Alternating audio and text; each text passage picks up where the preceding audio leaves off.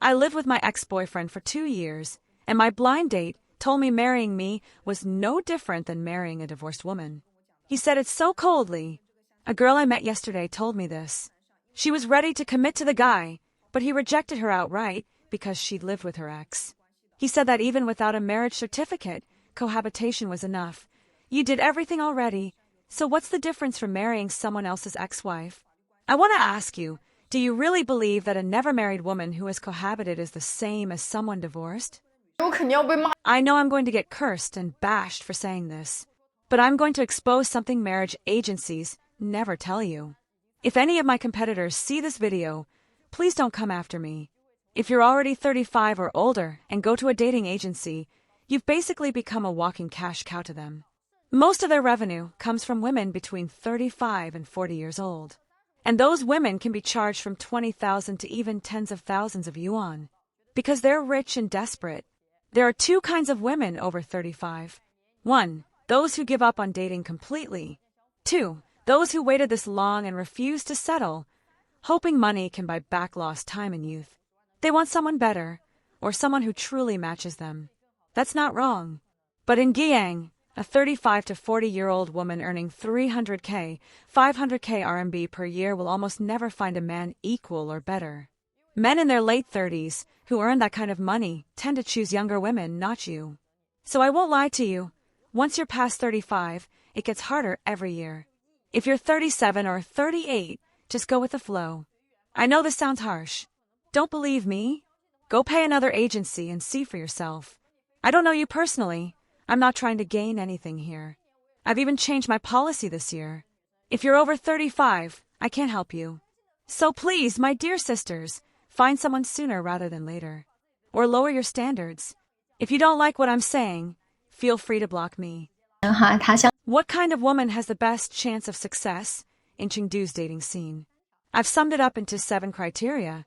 If you meet 3 of them, it's not hard to find someone. If you meet 5, you'll get snatched up quickly. If you meet all 7, you'll be fought over. 1. Above average looks. 2. Height over 160 centimeters. 3. A decent, stable job. 4. Education, associate degree or higher.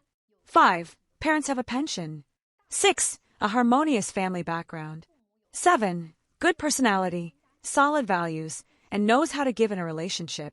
So, how many do you match? To be honest, men today just won't choose older and unattractive women.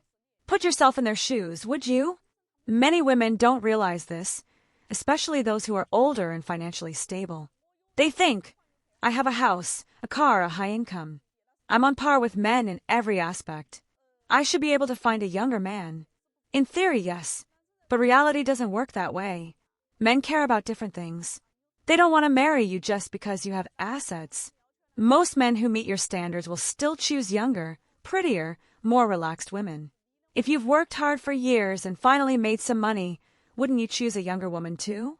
That's the market. A younger, average-educated, low-income woman can still be more attractive than a successful 40-year-old career woman.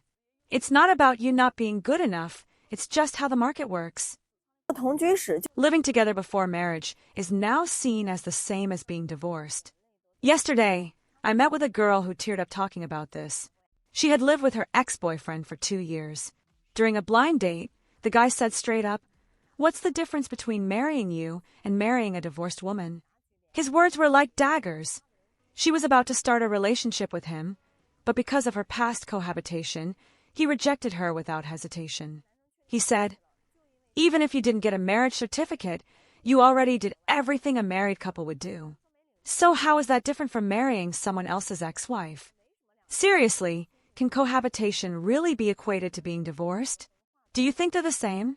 I really think you need to stay clear-headed when looking for a partner. Recently, a girl went on a blind date.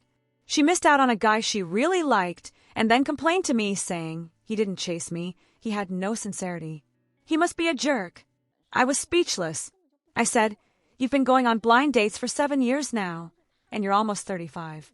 It's rare to meet someone who satisfies you in looks, income, education, and emotional intelligence, and he actually likes you too. He even texted you first and asked you out for dinner. But you reply every 3 hours, claiming you were showering or doing laundry, calling it being reserved at. Honestly, I have to speak up about many girls' misunderstanding of what it means to be pursued. What is pursuing? If a high-quality guy stops chasing, he's not pursuing enough. If a low-quality guy stops chasing, he's called a pervert. Only when a high-quality man chases you tirelessly is it considered real pursuit. But honestly, if that's what you're expecting from men, and you want them to act like love-struck puppies, then don't bother going on blind dates. It's not realistic. You want a man to chase you for months while you play hard to get, so he'll value you more. But in reality, if he makes 2 efforts and you don't respond positively, he's out. We're all adults. It's practical. Bro, do you know what's trending now? It's physical need relationships, basically, just to meet physiological needs, no emotional ties. This is super common in Myeongdong. It's a semi-relationship model. Once 2 people feel a spark, they can start something, but no need to get married. Separate houses, raise your own kids, live your own lives. You work during the week, then go out on holidays, travel, maybe sleep together. Money is usually split 50-50, so there's no financial conflict. You don't get involved in each other's families. There's way less drama, no fights from being stuck together. It's just about being happy. You get companionship, someone to talk to, and you ease loneliness. Many online support this, especially divorced folks who've already burned themselves in marriage and don't want a second round. Also, people with baggage, like single parents, often can't find the right one anymore, so they find this easy and stress-free. But have you thought about it? Can these relationships really last long? In the end, who loses more, the man or the woman? Would you want to live like this? Let's talk in the comments.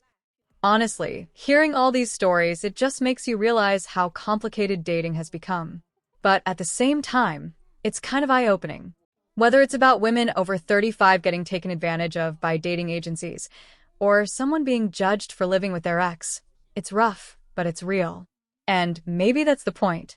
Dating today isn't about fairy tales anymore. It's about being realistic, staying grounded, and knowing your worth. You can't expect people to chase you endlessly or tick every single box on your list. No one's perfect. We all have pasts, flaws, and baggage, and that's okay. The good news is, there are still genuine people out there.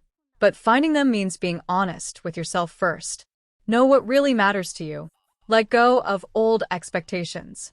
And maybe most importantly, don't let society pressure you into thinking you've missed your chance. You haven't. So yeah, it's tough out there, but it's not hopeless. Keep your head clear, stay kind, and don't be afraid to love again, even if it looks different than what you imagined.